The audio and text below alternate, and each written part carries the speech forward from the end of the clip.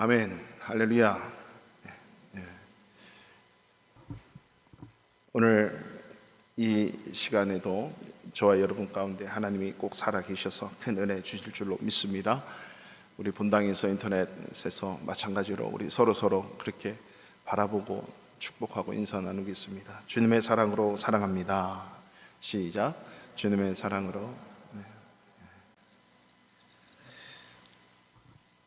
하나님께서 우리에게 예수 그리스도의 십자가와 부활을 통해서 구원을 얻는 그 근거를 마련해 주셨는데, 이것을 우리는 은혜다라고 얘기합니다. 은혜. 그래서 우리가 예수를 믿기만 믿으면 두 가지가 동시에 전가가 됩니다. 동시에 이루어지게 되는데, 이것이 두 가지가 일어나는데, 은혜 속에는 죄의 전가와 은혜의 전가라고 하는 것이죠. 자, 우리가 예수를 믿게 되면 내 모든 더럽고 추하고 내가 자범죄를 지었던, 예수를 모르고 지었던 그 모든 죄가 예수를 믿게 되면 이것이 예수님께로 전가가 돼요. 그래서 예수님이 십자가에 달리셔서 그 죄를 대가를 치르시는 거죠. 그 죄의 전가가 되는 동시에 그 예수님의 은혜가 나에게 전가가 돼요.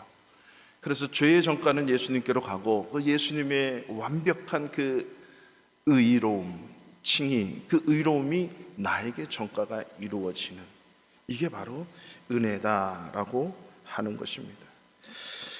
이것이 바로 구원의 팩트, 구원의 사실입니다. 그래서 이 구원의 은혜가 모든 인간에게, 이 땅에 살아가는 모든 인간에게 그 어떤 무엇보다도 가장 소중한 가치이기 때문에요, 하나님께서 선물로 거저주지 않으면 받을 수 있는 사람이 한 명도 없습니다. 이것을 그냥 선물로 줘요. 그래서 은혜는 세 가지, 늘 항상 제가 말씀드렸죠. 은혜는 값 없이 공짜로 무료로 얻어지는 겁니다. 그리고 자격이 없는 나에게 주어지는 것입니다.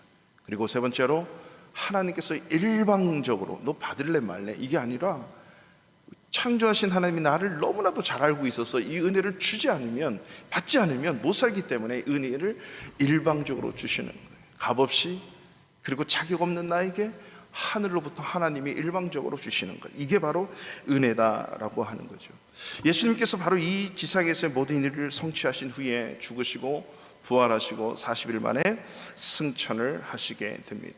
승천하시면서 당부하시는 말씀이 바로 오늘 본문에 나타난 말씀이죠. 이 말씀이 누가는 사도행전을 기록하면서 다시 이 예수님의 승천하시면서의 말씀을 아주 소중하게 얘기하고 있습니다. 사도행전 1장 8절에 보면, 오직 성령이 너희에게 임하시면 너희가 권능을 받고 예루살렘과 온 유대와 사마리아와 땅 끝까지 이르러 내 증인이 되라, 이게 아니고 될 거야, 너희 증인은 될 거야 라고 말씀을 하시죠. 자, 오늘도 우리가 읽었던 말씀에 너희가 이 모든 일의 증인이다, 이 증인의 말씀을 하십니다. 여러분, 우리 크리스찬들에게 성경은 우리가 누구인지 이 정체성에 관련된 말씀들을 많이 합니다. 이 정체성을 알면 인생에 고민을 하지 않아요. 정체성이 뭔지 모르니까 고민하고 괴롭고 힘든 거거든요. 앞길이 안 보이고 내가 뭐 때문에 살아야 되고 내가 뭔지, 이 정체성을 분명히 알면 삶의 목적과 목표가 분명하게 생겨요. 이 정체성이라고 하는 거, 외국에서 어릴 때부터 자란 아이들이 대한민국인이라고 하는 그 정체성, 근데 그 대한민국인이라고 하는 정체성은 있는데, 내가 왜 사는지에 대한 정체성이 없으면 아무리 대한민국 사람으로서의 정체성이 있다 해도 왜 대한민국 사람으로 살아야 되는지 이조차도 모른다는 거죠. 내가 이 세상에 태어난 사람으로 이 땅을 살아가는데 그 정체성, 성경에는 수도 없이 우리들의 정체성을 말씀하시는데, 예수님이 이 땅에 오셔서 제일 먼저 설교하신 그 산상 설교에 보면, 너희는 세상의 소금이 되라, 되라가 아니에요. 너희는 세상의 소금이야, 넌 소금이야. 너희는 세상의 빛이 되라가 아니고 빛이야. 그러니까 나를 보고 나는 소금이네, 나는 빛이네. 그러면 소금으로서의 삶을 살아가는 게 사명이고, 빛으로서의 삶을 살아가는 게 사명이에요. 이게 정체성이라고 하는 거죠. 오늘 예수님이 또 한 번 승천하시면서 맨 마지막으로 너희는 증인이 될 거야, 증인이 되라, 이게 아니고 증인이야, 증인이야. 우리가 어떤 삶을 살아야 되는지 그 삶에 대해서 주님이 분명히 말씀해 주십니다. 여러분 소금이십니까? 빛이십니까? 증인이십니까? 여기에 대한 아멘 맞습니다 라고 하는 자들이 정확한 정체성을 갖고 있는 거예요. 소금인데 소금으로 살지 못해서, 빛인데 빛으로, 증인인데 아직 증인 이러면 안 돼요. 애를 낳으면 아빠가 되잖아요. 아빠로서의 삶을 사는 거고 엄마로서의 삶을 사는 거고, 결혼하면 싱글처럼 살면 골치 아파요. 결혼하면 부부로 살아가는 거죠. 남편은 남편으로, 아내는 아내로 살아야 올바로 사는 거잖아요. 그 정체성을 분명히 알고 살아가면 삶이 가볍고 삶이 즐겁고 삶이 에너지가 있고 기뻐요. 이 정체성의 삶. 오늘 주님께서 너희는 이 모든 일의 증인이다 라고 하는 이 말씀들, 근데 이 증인이 삶을 살 때 주님께서 한 가지 조건을 주세요. 증인은 증인인데 그 증인으로서의 삶을 살 수 있는 그 근거가 뭐냐, 어떻게 해야 증인으로 사느냐, 그것을 오늘 49절에서 이렇게 말씀합니다. 다 같이 읽습니다. 볼지어다 내가 내 아버지께서 약속하신 것을 너희에게 보내리니 너희는 위로부터 능력으로 입혀질 때까지 이 성에 머물라 하시니라. 위로부터 능력으로 입어야 증인이 된다. 그때까지는 이 성에 머물러 있어야 돼요. 어디든 가지 말고 증인으로 살 거야, 증인으로 살고, 아직 멀었다는 거죠. 아직 증인으로 살지 말고 위로부터 능력을 입혀질 때까지 기다려야 돼요. 이 말은 위로부터 능력을 입어야 정체성 있는 증인으로서의 삶을 살 수 있다. 저와 여러분들이 이 위로부터 입는 능력으로 살아가는 증인된 삶이 여러분 가운데 차고도 넘치시기를 축원합니다. 위로부터 넘치시는 게 뭐냐면 바로 성령을 받고 권능을 받는 것, 성령의 능력 받는 것이 바로 위로부터 능력을 입는 거예요. 성령의 능력을 말하고 있는 거죠. 그런데 오늘 본문에서 주님께서 이 성령의 능력, 위로부터의 능력을 말씀하시기 전에 먼저 이 증인이 갖추어야 될 자격이, 사전에 갖춰야 될 자격이 하나 더 있다.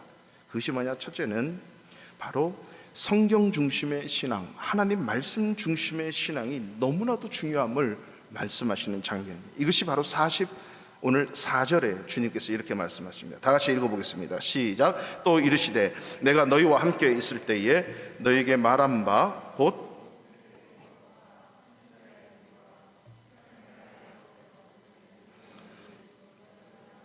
한 말이 이것이라 하시고, 내가 너희와 함께 있을 때에 너희에게 말한 바. 주님께서 무슨 말씀을 하시냐면, 주님은 그저 그렇게 한순간에 오셔서 어느 날 와가지고 12 제자를 모아서 사도로 삼고 그냥 자기가 원하는 말씀 한 것이 아니고 철저하게 창세기부터 모세오경의 그 모세의 율법, 그 말씀, 그리고 선지자의 글, 시편, 이게 뭐죠? 구약 성경. 그 구약 성경에서 하신 그 말씀 그대로 내가 와서 말했고, 그것 때문에 내가 왔고 그것을 너희에게 가르쳤다. 이 기록된 모든 말씀이 누구를 가리키는 거예요? 나, 예수 그리스도를 가리키는 거예요. 창세기부터 말라기까지가 다 누구를 가리켜요? 예수 그리스도를 가리켜 쓰신 기록된 말씀이에요. 그래서 예수님께서 오시는 것은 이렇게 하심으로써 말씀에 응하게 하셨다. 이렇게 하심으로써 말씀을 응하게 하셨다. 말씀을 이루었다.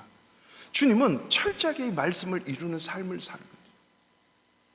뿐만 아니라 46절에 또 이르시되 이같이 그리스도가 고난을 받고 제3일에 죽은 자 가운데서 살아날 것과 47절 또 그의 이름으로 죄 사함을 받게 하는 회개가 예루살렘에서 시작하여 모든 족속에게 전파될 것이 기록되었다. 이 말씀은 예수님께서 이미 살아계실 때 제자들에게 내가 붙잡혀가지고 고난받고 십자가에 달려서 죽어서 3일 만에 살아나야 돼, 부활할 거야, 수도 없이 말씀하셨어요. 예수님이 그 하신 말씀이 그대로 이루어진 거 보지 않니? 이제 너희는 이 회개가, 즉 예수 그리스도를 믿음으로 자유케 되고 믿음으로 회개함으로 자유케 되는 이 놀라운 복음을 예루살렘에서 시작해서 모든 족속 땅끝까지 전파될 거야. 이것 때문에 너희들은 증인으로서 살아야 돼. 지금 이 말씀을 하고 있는 거예요. 즉 다시 말하면 증인이 알아야 될 것은 예수님이 무슨 말씀을 하셨고 예수님이 무슨 말씀을 우리에게 명령했는지, 그게 뭔지, 그것이 구약 성경이고, 이제 예수님이 승천하셔서 이제 계실 때의 제자들이 예수님에 대해서 기록한 이 성경 신약의 말씀입니다. 결국 크리스찬으로서 이 땅의 증인으로서 살아갈 때요, 하나님의 말씀을 분명히 올바로 알지 못하면 증인으로서의 삶, 크리스찬으로서의 삶을 살아갈 수 없다는 거예요. 그래서 예수님이 가장 시급한 게 뭐였냐 아시냐면 45절에 다 같이 보실까요? 이에 그들의 마음을 열어 성경을 깨닫게 하셨다. 성경 말씀을 잘 깨달아야 되는 거예요. 마음을 여시는 분도 주님이시고 성경을 깨닫게 하시는 분도 주님이시고, 27절에 망연자실에서 엠마오로 내려가는 예수님을 따르던 두 제자가 있었어요. 여러분, 제자와 사도는 잘 구분하셔야 됩니다. 제자는 예수님을 따라다니는 수많은 무리들이 있었어요. 70인의 제자, 그리고 또 따르는 제자, 따르는 무리들, 예수님의 그 말씀을 따르는 무리가 다 제자예요. 오늘날 저와 여러분 다 제자라고 하는 거죠. 그 제자 중에 특별하게 세운 12명의 제자가 사도라고 하는 거죠. 이 개념을 잘 알고 계셔야 됩니다. 엠마오로 내려가는 이 두 제자가 이제 다 끝났어 이러고 내려갔는데 27절에 보니까 이에 모세와 모든 선지자의 글로 시작하여 모든 성경에 쓴 바 자기에게 관한 것을 자세하게 설명하시니까 마음이 열리고 깨닫게 되는 역사가 있는 거예요. 그래서 성경도 하나님이 나를 깨우칠 수 있도록 우리가 잘 들어야 돼요. 대제사장, 제사장, 바리새인, 서기관, 율법사, 장로들 성경에 박식해야 돼요. 오늘날에 어떤 신학자보다 목회자보다 성경을 창세기부터 말라기까지 달달 외우는 자들이 서기관이었어요. 그들은 밥만 먹으면 붓을 들고 성경을 필사하고, 대제사장, 율법사, 장로들은 밥만 먹으면 성경에 통달해요. 근데 왜 그들이 예수님을 십자가에 못 박았죠? 왜 예수님을 때렸죠? 왜 예수님을 죽였죠? 성경을 몰라서? 여러분, 우리가 예수 믿으면서 성경을 잘못 알고 잘못 이해하면 우리가 물리적으로 예수님을 십자가에 못 박지는 않지만 우리의 삶을 통해서 얼마나 예수님을 십자가에 못 박는지 아십니까? 성경을 많이 아는 것보다 더 중요한 것은 성경을 잘 깨닫고 잘 듣고 성경에 무슨 말씀을 하시는지 분명히 알아야 돼요. 그렇지 않으면 아무리 성경을 알고 아무리 신앙을 가지고 있어도 예수님을 계속 십자가에 못 박는 거예요. 대제사장이 그랬고, 제사장이 그랬고, 서기관들이 그랬고, 율법사가 그랬고, 종교 지도자들이 예수님을 십자가에 못 박는 거예요. 왜? 말씀을 깨닫지 못하니까.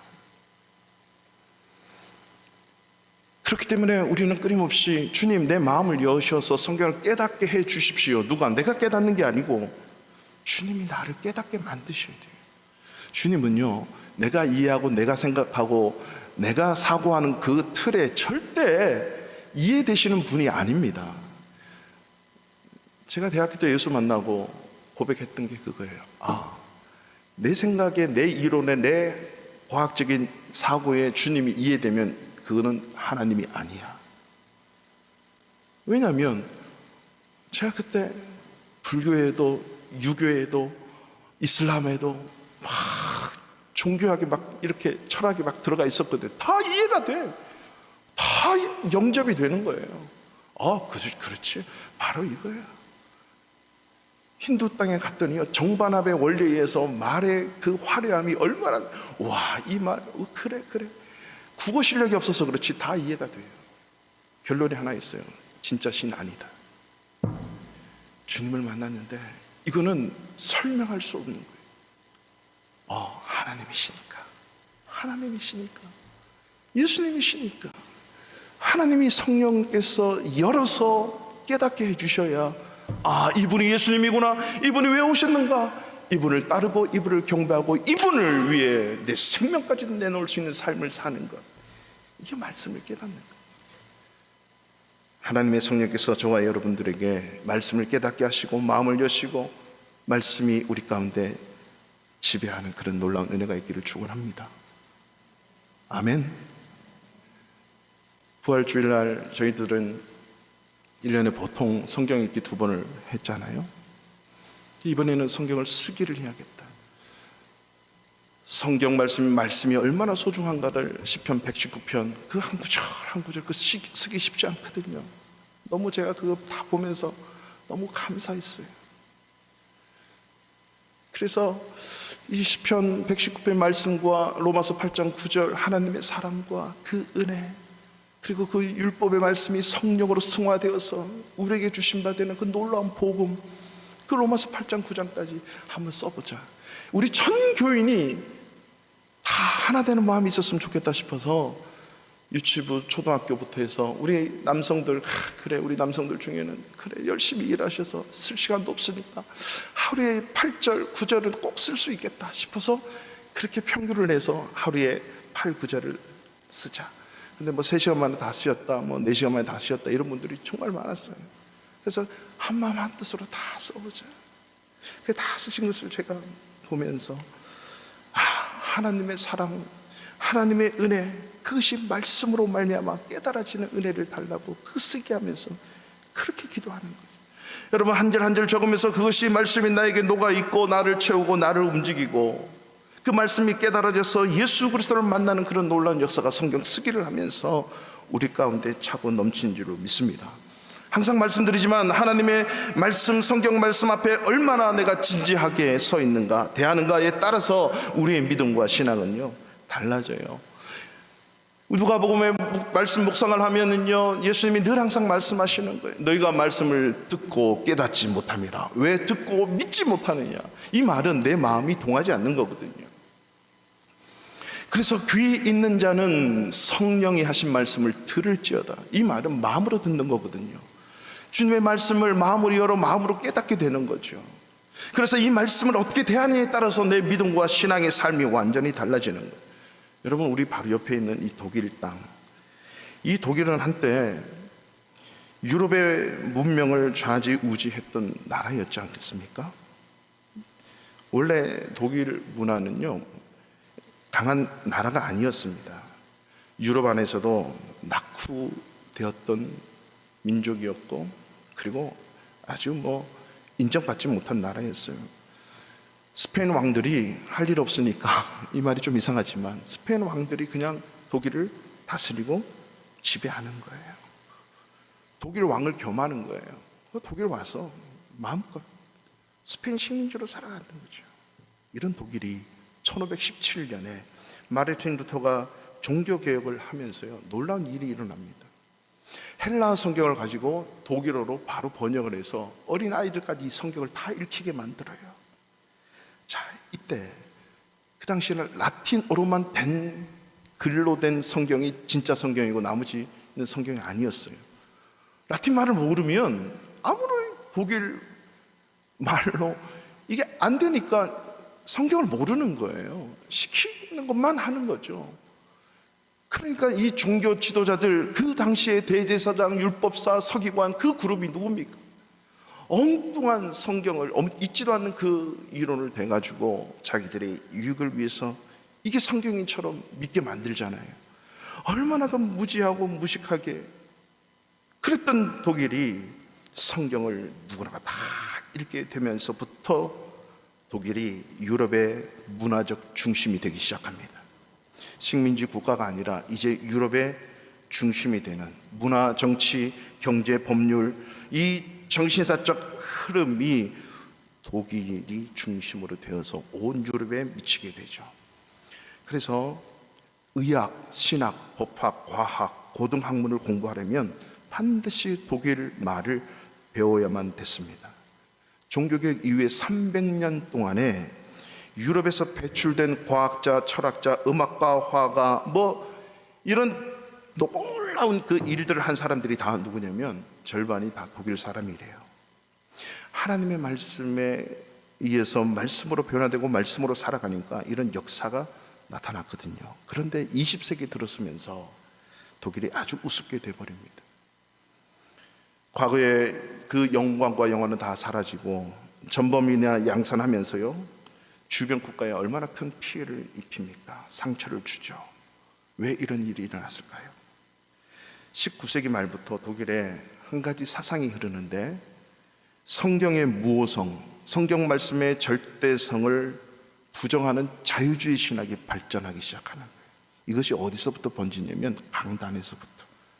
여러분, 성경 말씀은 다 하나님의 말씀인데 아닌 것도 있습니다 시작하는 거예요. 그 말씀은 하나님이 말씀하신 아닌 게 너무 많습니다. 이렇게 시작한 자유주의 신학이 독일을 확 흐트리기 시작합니다. 이것이 강단으로부터, 신학자들로부터, 소위 목회자들로부터 교회에서 퍼져나가기 시작하는 거죠.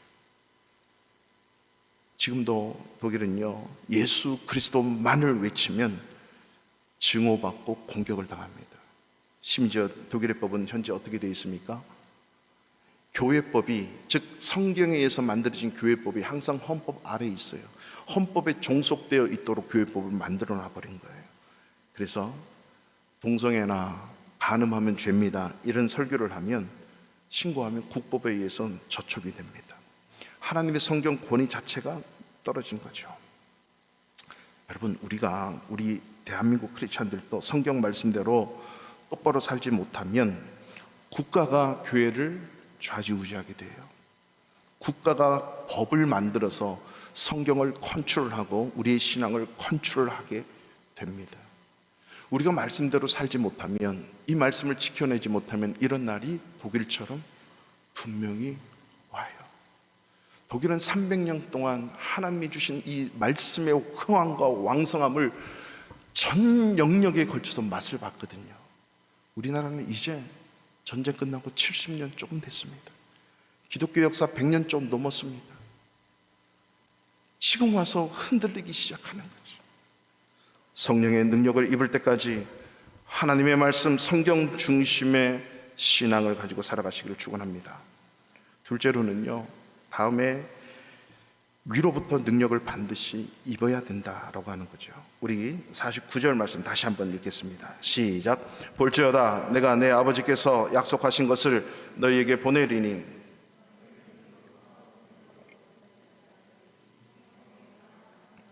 아멘. 아버지께서 약속하신 것을 너희에게 보내겠다. 이게 무엇입니까? 바로 성령을 보내주겠다라고 약속하신 말씀이에요. 끊임없이 예수님께서 이 세상에 사시면서 너희들이 증인된 삶을 살기 위해서는 반드시 성령을 받고 성령의 권능, 즉 하늘로부터 능력을 입어야 된다라는 말씀을 끊임없이 하셨습니다.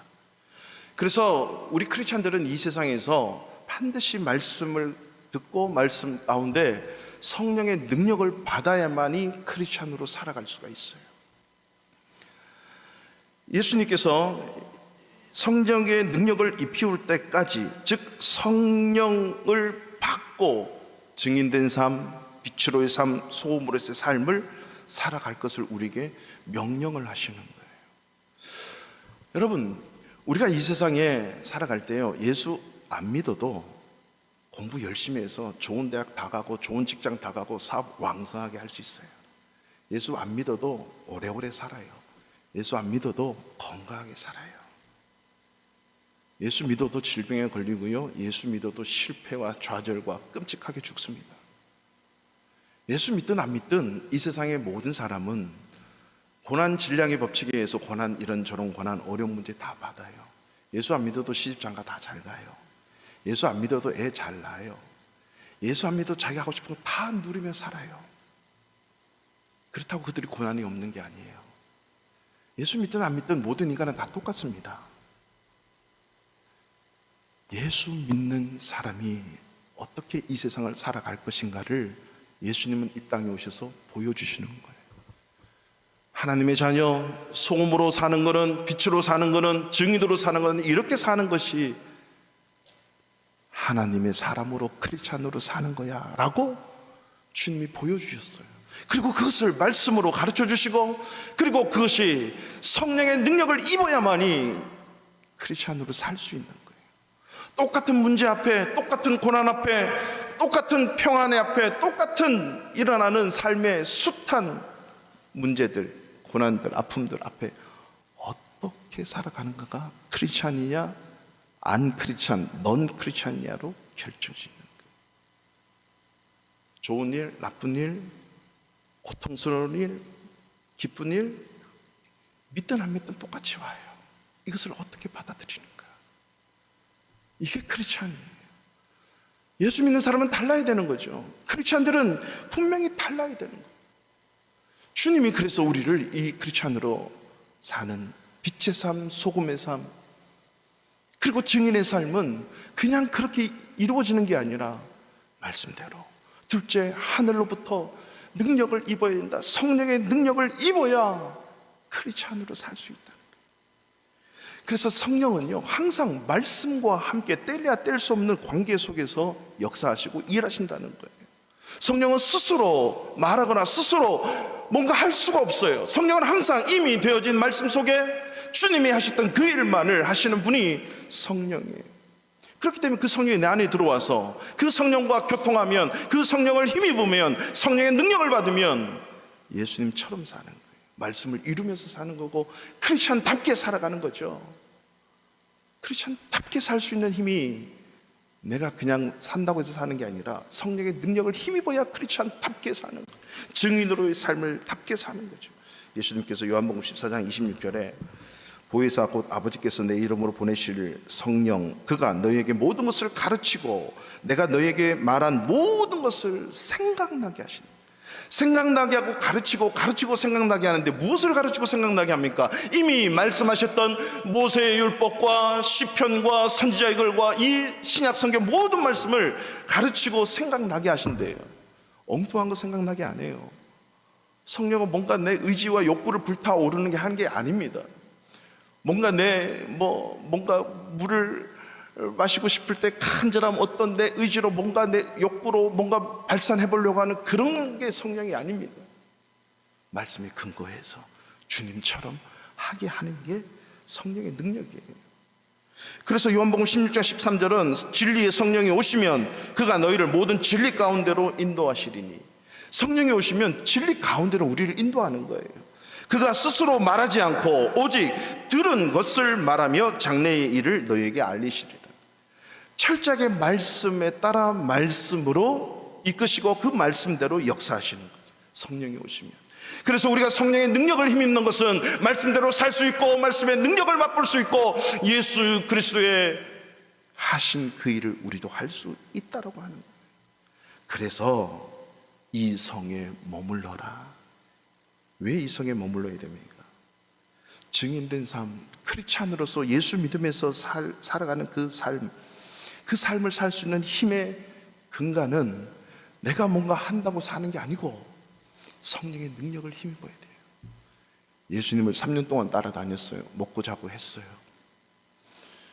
성령의 능력을 받지 못하면 내가 원할 때 내 마음대로 해요.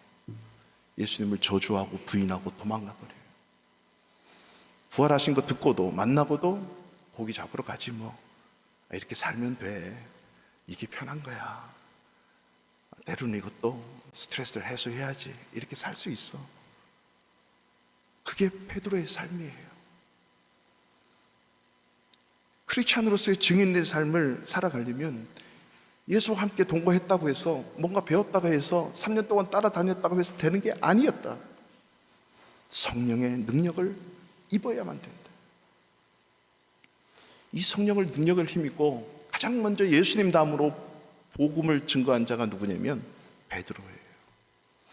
성령을 받은 이후에 이 베드로가 첫 설교를 하는 장면이 사도행전의 2장에 나타나는데 2장 38절에 보면 베드로가 이르되 너희가 회개하여 각각 예수 그리스도의 이름으로 세례를 받고 죄 사함을 받으라. 그리하면 성령의 선물을 받으리니.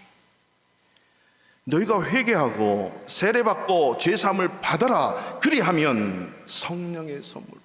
이 복음이죠. 예수님이 하신 말씀 그대로 받아들이고 회개하고 회개하라 천국이 가까운 데라 말씀 받아들이면 죄 사함을 받으면 성령의 선물 받는다. 그제서야 증인으로서의 삶을 살 수 있어, 크리스찬으로서의 삶을 살 수 있는 거야 라고 얘기하는 거죠. 그전에는 예수 아무리 따라다니고요, 예수를 위해 뭐 죽겠습니다, 물 위로 건너다니고 막 해봐야 여전히 자기 중심적인 삶을 사는 거죠. 왜? 성령의 능력을 못 입으니까.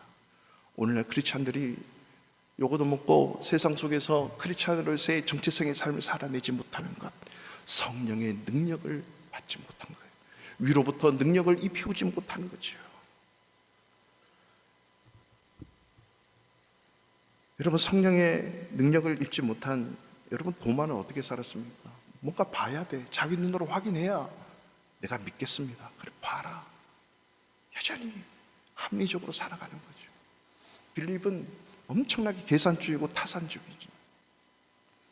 어떻게 이 많은 사람들 다 먹이죠?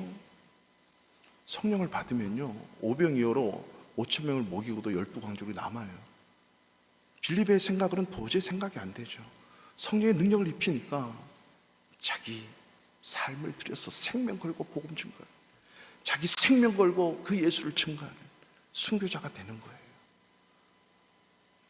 누구나가 다 순교자가 될 수 있고 누구나가 다 증인된 삶을 살 수 있는 거예요. 그것은 성령의 능력을 입을 때만.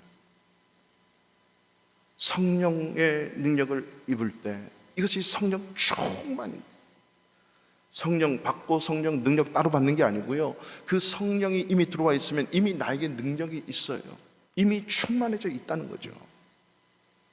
이걸 어떻게 우리는 구해야 됩니까?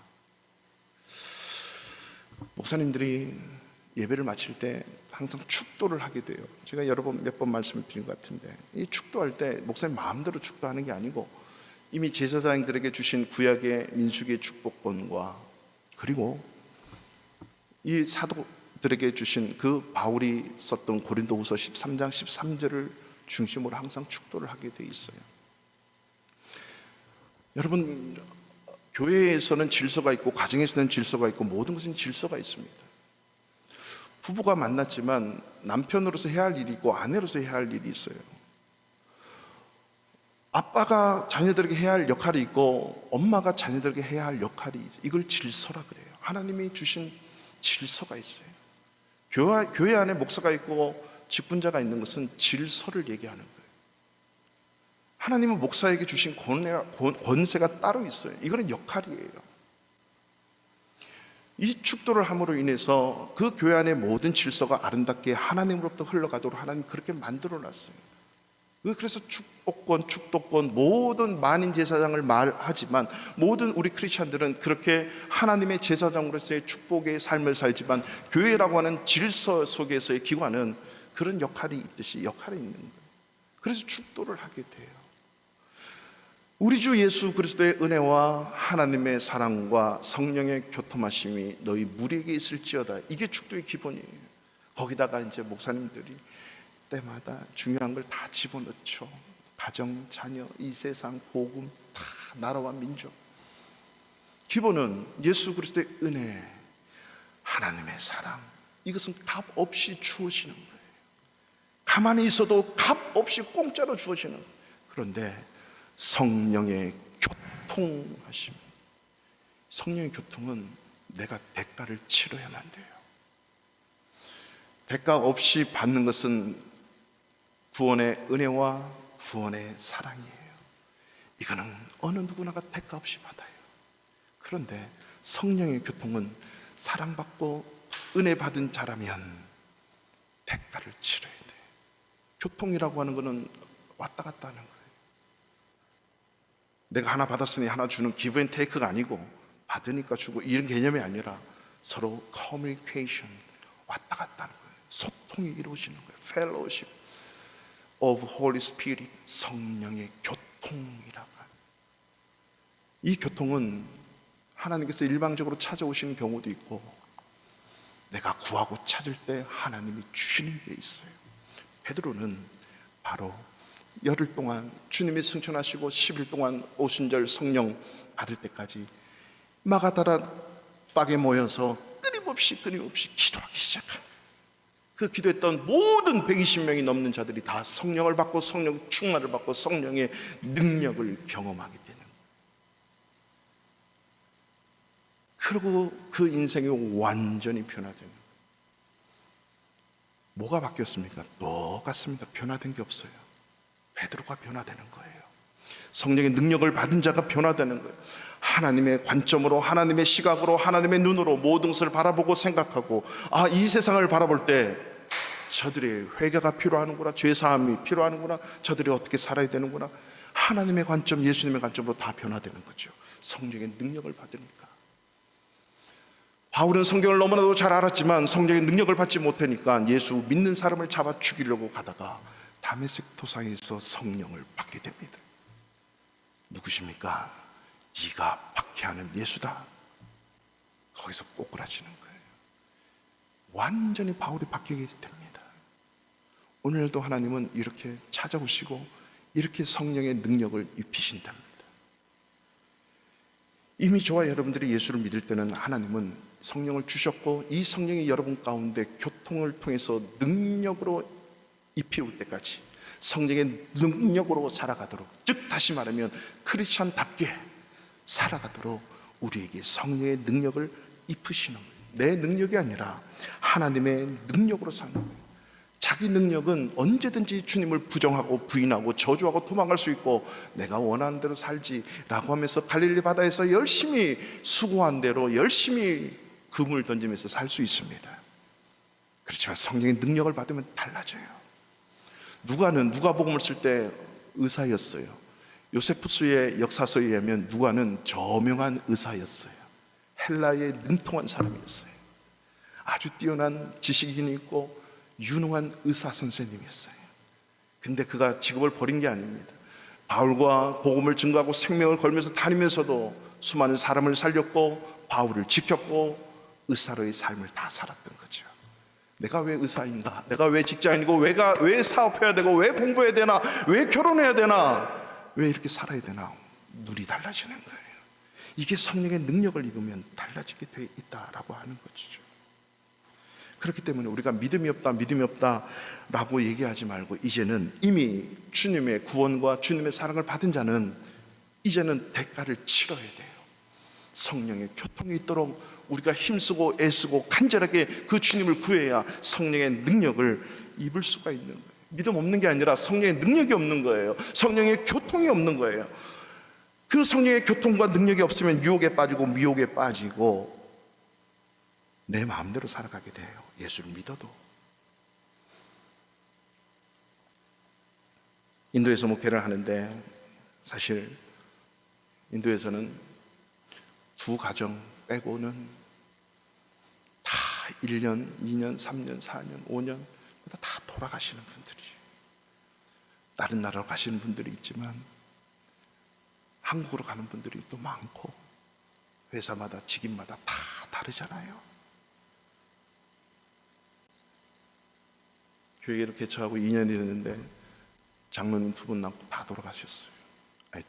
죽으신 게 아니고 미국으로 동남아시아로 한국으로 다 돌아가셨어요. 이건 뭐지? 새로운 분들이 오시면, 근데 오시면 어떻게 살다 보면 3년 4년 훅 가요. 그리고 또 한국 다른 나라 가서 또 사셔야 돼요. 어떤 집사님이 열심히 금요기도에도 나오고 하시다가 안 나와요. 그랬더니 이제 귀임할 날이 얼마 안 남았기 때문에 준비할 게 너무 많대요. 아이가 이제 3, 4학년, 5학년 되고 한국에서 2년 있다가 또 다른 나라 가야 되는데 준비하려면 너무 힘들다는 거예요.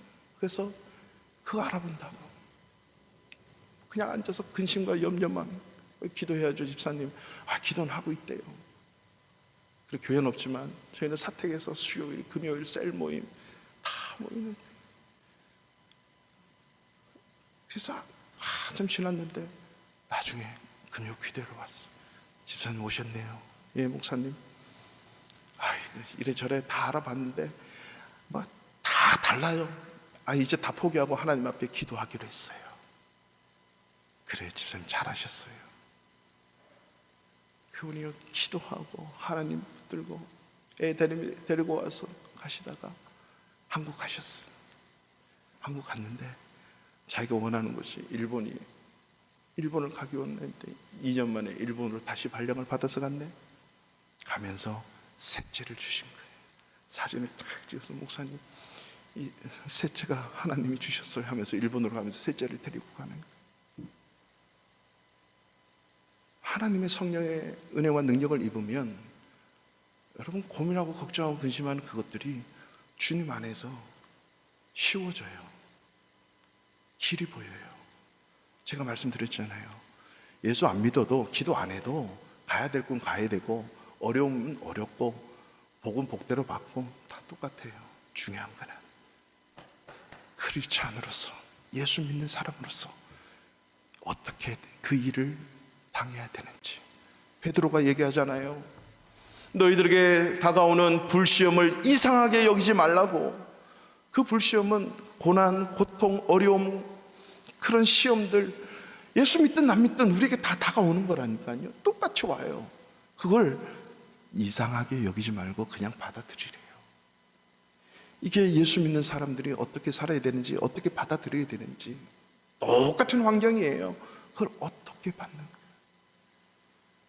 예수 믿는 사람이 공부하는 거, 예수 믿는 사람이 시집장가 가고, 예수 믿는 사람이 사업하고 직장 다니고 다른 거예요. 질병에 걸리고 아파도 달라요. 이게 증인으로서의 삶을 살도록 우리에게 성령의 능력을 줘야만이 증인으로 살 수 있으니까 머물러라, 머물러라, 기다려라, 기다려라. 성령의 교통에 의해서 우리가 구하고 찾을 때 주님이 주시는 거예요. 그래서 누가복음 우리 11장 9절에 보면 또 내가 너희에게 이르노니 구하라 그리하면 너희에게 주실 것이요 찾으라 그러면 찾아낼 것이요 문을 두드리라 그러면 너희에게 열릴 것이니 구하는 이마다 받을 것이요 찾는 이는 찾아낼 것이요 두드리는 이에게 열릴 것이니라. 너희 중에 아버지 된 자로서 누가 아들이 생선을 달라 하는데 생선 대신에 뱀을 주며 알을 달라 하는데 전갈을 주겠느냐. 너희가 악할지라도 좋은 것을 자식에게 줄 알거든 하물며 너희 하늘 아버지께서 구하는 자에게 성령을 주시지 아니하시겠느냐. 구하면 성령을 주신대요. 이 말은 우리가 찾고 두드리고 간절히 구하는 이 모든 것이 성령이 오게 되면 다 보이는 거예요. 쉬운 거예요. 어떻게 이 길을 가야 되는지, 어떻게 받아들여야 되는지, 어떻게 해야 되는지 다 보이는 거예요. 그래서 이 세상 누구나 똑같이 그렇게 사는 게 아니라 예수 믿는 사람과 안 믿는 사람은 다른 거예요. 크리스찬은 삶이 달라요. 그래서 빛으로 살 수 있고 소금으로 살 수 있고 증인으로 살 수 있는 힘은 위로부터 능력을 입어야 되는 거예요.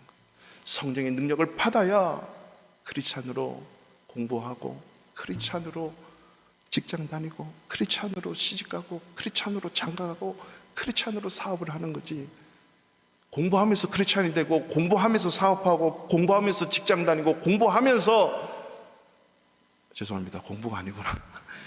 직장 다니면서 예수 믿고 시집 가면서 예수 믿고 장가 가면서 예수 믿는 게 아니고 사업하면서 예수 믿는 게 아니고 예수 믿으면서 성령 받으면서 공부하고 성령 받으면서 시집 장가 가고 성령 받으면서 직장 다니고 성령 받으면서 우리는 인생을 만들어가는 거예요. 이게 크리스찬의 삶이에요. 이게 증인이고 소금이고 빛의 삶이죠. 예수 믿는 대통령은 이렇게 하는 거야. 예수 믿는 사업가는 이렇게 하는 거야. 예수 믿는 학생은 이렇게 공부하는 거야. 예수 믿는 사람은 이렇게 시집가고 장가가는 거야를 보여주는 게 크리스찬의 삶이에요. 예수 믿는 세리는 이렇게 하는 거야. 예수 믿는 군인은 이렇게 하는 거야. 군인으로 예수 믿고 군인으로 세리로 예수 믿는 게 아니에요. 말이 좀 다르죠? 곰곰이 생각해 봐야죠. 한국교회 신사참배를 그렇게 거부하면서 믿음의 길을 걸었던 많은 목사님도 계시지만 그 당시에 신사참배를 찬성했던 분들도 계십니다. 그 중에 한 분이 한경직 목사님이에요. 이분은 철저하게 한국 교회 앞에 회개를 하셨어요. 그리고 영락교회를 맡으시면서 이분이 하신 모든 목회의 주제는 한 가지. 그분이 하신 말씀의 주제는 한 가지. 예수 잘 믿어야 됩니다. 목사님들 찾아가서 목사님 저희 후배 목사님들께 한 말씀 해주세요. 다 적으려고 하는데 예수 잘 믿으셔야 됩니다. 목사님들에게도 예수 잘 믿어야 돼요. 오늘날로 이거죠. 대제사장, 서기관, 율법사들 모아놓고 예수 잘 믿어야 됩니다. 뭔 말하는 거야? 아니죠. 가장 중요한 거 예수 잘 믿어야 돼요. 모든 성도들에게 모든 목사님들 모아놓고 예수 잘 믿어야 된다고. 이게 다예요. 여러분 예수 잘 믿어야 되려면요 성령 받고 성령 능력 받아 예수 잘 믿어요. 그 말씀을 똑바로 알아야 예수 잘 믿어요. 바울이 뭔가 많이 알고 해서 예수 잘 믿은 게 아니에요. 성령 받고 능력 받고. 베드로는 무식한 사람이라고 사람들이 다 얘기하잖아요. 저 똑똑하지도 않는데, 저 어부였는데 저 왜 저러지? 성령 받으니까. 성령 받고 충만하면 예수 잘 믿을 수 있습니다. 코로나19 시대를 살아가는 저와 여러분들이 예수 안 믿어도 사업이 잘 되든 안 되든 다 이 세상의 사람들은요 다 살아가요. 그러나 예수 믿는 사람들은 이 시대를 어떻게 살아가야 되는지를 보여줄 수 있는 증인, 성령의 능력 받읍시다. 위로부터 입히우는 능력 받읍시다. 그래서 진정한 크리스찬의 삶이 내 인생 속에 펼쳐져서 하나님께 영광 될 뿐만 아니라 이 땅 가운데 참된 희망과 소망을 줄 수 있는 자로 어딜 가시든지 살아내는 은혜가 있기를 축원합니다. 다 같이 자리에